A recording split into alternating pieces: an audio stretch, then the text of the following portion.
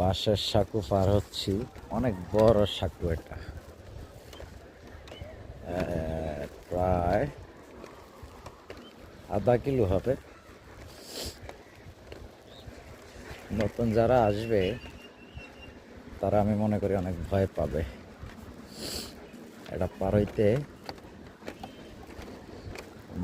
মোটামুটি একটা সময় তো লাগেই, প্রায় 5-10 মিনিট এরকম সময় লাগে। তো সকালে এদিক দিয়ে গিয়েছিলাম, তখন একটা কাজ চলছিল, তখন নৌকা দিয়ে গেছিলাম। তো এখন উপরে দিয়ে আসছি, এটা অনেকটা উঁচু।